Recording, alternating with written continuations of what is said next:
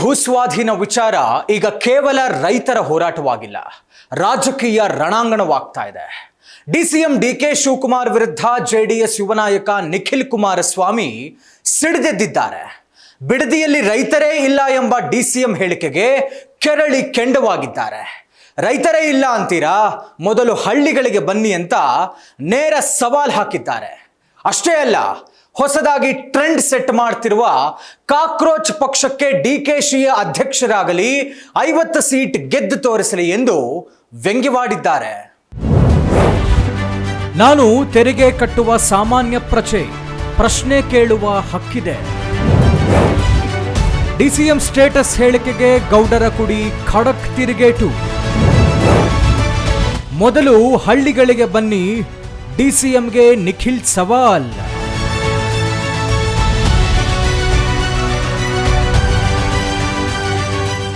ಹೌದು, ಬಿಡದಿ ಟೌನ್ಶಿಪ್ ವಿಚಾರ ದಿನದಿಂದ ದಿನಕ್ಕೆ ಮೆಗಾ ಮೈಲೇಜ್ ಪಡೆದುಕೊಳ್ಳುತ್ತಾ ಇದೆ.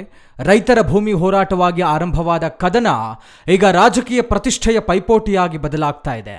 ಆಸ್ತಿ ಪಾಸ್ತಿ, ಪ್ರಭಾವ, ವೈಯಕ್ತಿಕ ಟೀಕೆ, ರಾಜಕೀಯ ಶಕ್ತಿ ಪ್ರದರ್ಶನ ಎಲ್ಲವೂ ಒಂದೇ ವೇದಿಕೆಯಲ್ಲಿ ಮುಖಾಮುಖಿಯಾಗ್ತಾ ಇದೆ. ಒಂದು ಕಡೆ ಶಿವಕುಮಾರ್, ಗೌಡ್ರ ಕುಟುಂಬ. ನಿಖಿಲ್ ಸ್ಟೇಟಸ್ ಏನು ಅಂತ ನನಗೆ ಗೊತ್ತಿಲ್ಲ ಎಂಬ ಡಿಕೆಶಿ ಹೇಳಿಕೆಗೆ ಗೌಡ್ರ ಕುಡಿ ನಿಖಿಲ್ ಕುಮಾರಸ್ವಾಮಿ ಖಾರವಾಗಿಯೇ ತಿರುಗೇಟು ಕೊಟ್ಟಿದ್ದಾರೆ. ನಾನು ಕನ್ನಡ ನಾಡಿನ ಸಾಮಾನ್ಯ ಪ್ರಜೆ, ತೆರಿಗೆ ಕಟ್ಟುವ ಹುಡುಗ, ರೈತರ ಪರವಾಗಿ ಪ್ರಶ್ನೆ ಕೇಳ್ತಿದ್ದೇನೆ ಅಂತ ಹೇಳುವ ಮೂಲಕ ನಿಖಿಲ್ ರಾಜಕೀಯ ಅಖಾಡದಲ್ಲೇ ನೇರ ಸವಾಲು ಎಸೆದಿದ್ದಾರೆ.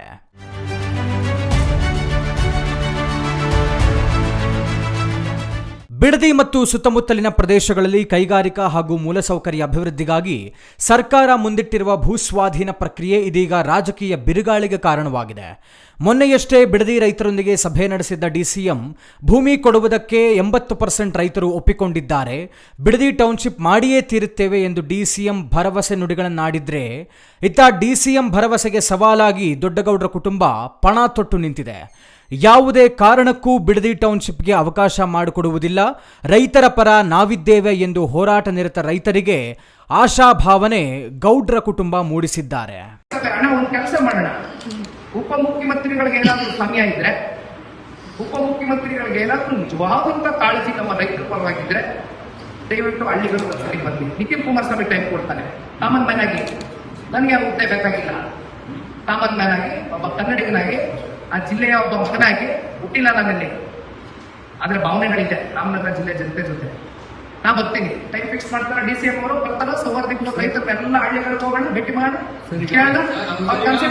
ತಗೊಳ್ಳೋಣ, ಬರ್ತಾರ. ಬಿಡದಿಯಲ್ಲಿ ರೈತರೇ ಇಲ್ಲ ಎಂಬ ಡಿಸಿಎಂ ಹೇಳಿಕೆಗೂ ಕೆರಳಿದ ಯುವ ನಾಯಕ, ಡಿಸಿಎಂ ಮೊದಲು ಗ್ರಾಮಗಳಿಗೆ ಬಂದು ಜನರ ಮಾತು ಕೇಳಲಿ, ರೈತರ ಜಮೀನು ಯಾಕೆ ತೆಗೆದುಕೊಳ್ತೀರಾ, 50% ಸ್ಥಳೀಯರಿಗೆ ಉದ್ಯೋಗ ಕಡ್ಡಾಯ ಮಾಡುವ ಕಾನೂನು ತರಲಿ, ಆಗ ನಾವು ಬಿಡದಿ ಟೌನ್ಶಿಪ್ಗೆ ಒಪ್ಪುತ್ತೇವೆ ಅಂತ ಸವಾಲ್ ಹಾಕಿದ್ದಾರೆ. ಅಷ್ಟೇ ಅಲ್ಲದೆ, ನಾನು ಕನ್ನಡ ನಾಡಿನ ಹುಡುಗ, ತೆರಿಗೆ ಕಟ್ಟುವ ಸಾಮಾನ್ಯ ಪ್ರಜೆ ಆಗಿ ಪ್ರಶ್ನೆ ಕೇಳ್ತಿದ್ದೇನೆ, ಇದು ನನ್ನ ಸ್ಟೇಟಸ್ ಅಂತ ಹೇಳುವ ಮೂಲಕ ತಮ್ಮ ರಾಜಕೀಯ ಸ್ಥಾನಮಾನವನ್ನು ಪ್ರಶ್ನಿಸಿದ್ದ ಡಿಸಿಎಂ ಡಿಕೆ ಶಿವಕುಮಾರ್ ವಿರುದ್ಧ ಗುಡುಗಿದ್ದಾರೆ.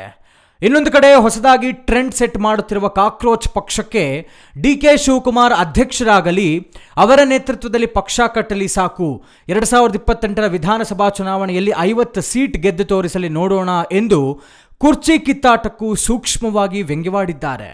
ಸ್ವಾಮಿ, ಸಣ್ಣ ರೈತರು ಕಂಡ್ರಿ ಹೈನುಗಾರಿಕೆ ಮಾಡ್ಕೊಂಡು, ಹಸ ಸಾಕೊಂಡು, ಕರ ಸಾಕೊಂಡು, ಮೇಕೆ ಸಾಕೊಂಡು, ಹೆಂಗೋ ಕನಿಷ್ಠ ಪಕ್ಷ ಗೌರವಿತವಾಗಾದರೂ ಬದುಕ್ತಾವ್ರೆ. ಬಿಟ್ಬಿಡಿ ಬದುಕಕ್ಕೆ. 10 ಗುಂಟೆ, 15 ಗುಂಟೆ, 20 ಗುಂಟೆಗೆ ನೀವು ಕೊಡ್ತಕ್ಕಂಥ ಜುಜುಬಿ ದುಡ್ಡಲ್ಲಿ ಅವ್ರು ಏನಾದ್ರು ಬೆಂಗಳೂರು ಹೊರವಲಯದಲ್ಲಿ ಎಷ್ಟು ದಿನ ಬಂದು ಬದುಕ್ಬೋದು? ಎಲ್ಲಿಗೆ ಹೋಯ್ತಾರೆ? ಅವ್ರನ್ನ ಎಲ್ಲಿ ಎತ್ತಂಗಡಿ ಮಾಡ್ತೀರಿ?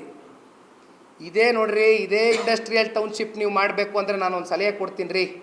ಕಲ್ಯಾಣ ಕರ್ನಾಟಕ, ಕಿತ್ತೂರು ಕರ್ನಾಟಕ, ಮಧ್ಯ ಕರ್ನಾಟಕದಲ್ಲಿ ಗೂಳೆ ಹೋಗ್ತಕ್ಕಂಥವ್ರನ್ನ, ವಲಸೆ ಬರ್ತಕ್ಕಂಥವ್ರನ್ನ ದಯವಿಟ್ಟು ತಡೆಗಟ್ರಿ. ಯಾಕಪ್ಪ ಅಲ್ಲಿ ಬಂಜರ್ ಭೂಮಿಗಳಿಲ್ವಾ? ಅಲ್ಲೆಲ್ಲ ಫಲವತ್ತಾದಂಥ ಜಮೀನು ಕೈ ಹಾಕ್ಬೇಡ್ರಿ. ಮತ್ತೆ ನಾನು ಹೇಳ್ತಾ ಇದ್ದೀನಿ, ರೈತರಿಗೆ ನೋವು ಕೊಡಬೇಡ್ರಿ, ರೈತರಿಗೆ ಗೌರವಿತವಾಗಿ ಬದುಕಕ್ಕೆ ಬಿಡ್ರಿ. ಫೈಂಡ್ ಔಟ್ ಮಾಡಿರಿ, ಬಂಜರ್ ಭೂಮಿಗಳ ಕೈ ಹಾಕ್ರಿ, ಕೊಡ್ರಿ. ಕಲ್ಯಾಣ ಕರ್ನಾಟಕದಲ್ಲಿ ಇಂಡಸ್ಟ್ರಿ ತಗೊಂಬರ್ರಿ, ಉದ್ಯೋಗ ಸೃಷ್ಟಿ ಮಾಡಿರಿ. ಯಾಕ್ರಿ ಅವ್ರ ಪಾಪ ಇಲ್ಲಿಗೆ ಬರಬೇಕು? ಯಾಕ್ರಿ ಗುಳೆ ಹೋಗ್ಬೇಕು ಅವರು? ಯಾಕ್ರಿ ವಲಸೆ ಹೋಗ್ಬೇಕು ಅವರು? ಒಂದು ಕಡೆ ಡಿ.ಕೆ. ಶಿವಕುಮಾರ್ ಪ್ರಭಾವ, ಇನ್ನೊಂದು ಕಡೆ ಕುಮಾರಸ್ವಾಮಿ ಕುಟುಂಬದ ಪರಂಪರೆಯ ಬಲ, ಎರಡೂ ಶಕ್ತಿಗಳು ಮುಖಾಮುಖಿಯಾಗುವ ಸೂಚನೆ ಕಾಣಿಸ್ತಾ ಇದೆ. ಮುಂದಿನ ಸ್ಥಳೀಯ ಸಂಸ್ಥೆ ಚುನಾವಣೆ ಮತ್ತು ವಿಧಾನಸಭಾ ರಾಜಕೀಯಕ್ಕೆ ಈ ವಿಚಾರ ಟ್ರೇಲರ್ ಆಗುತ್ತಾ ಅನ್ನುವ ಕುತೂಹಲವೂ ಹೆಚ್ಚಾಗಿದೆ. ರೈತರ ಹೋರಾಟದ ಮಧ್ಯೆ ರಾಜಕೀಯ ನಾಯಕರ ಪ್ರತಿಷ್ಠೆ, ಪ್ರಭಾವ ಮತ್ತು ಪವರ್ ಪಾಲಿಟಿಕ್ಸ್ ಈಗ ಹೊಸ ಕದನಕ್ಕೆ ವೇದಿಕೆ ಸಿದ್ಧಪಡಿಸಿದೆ. ಬಿಡದಿ ಟೌನ್ಶಿಪ್ನಲ್ಲಿದ್ದ ಡಿ.ಕೆ.ಶಿ ಮತ್ತು ಗೌಡ್ರ ಕುಟುಂಬ ಸಮರ ಈಗ ಸ್ಟೇಟಸ್ ಲೆವೆಲ್ಗೆ ಹೋಗಿ ನಿಂತಿದೆ. ಈ ಕದನ ಯಾವ ಬೆಳವಣಿಗೆ ಬೆಳೆದುಕೊಳ್ಳುತ್ತೋ ಅನ್ನುವಂಥದ್ದನ್ನ ನೋಡಬೇಕಾಗಿದೆ.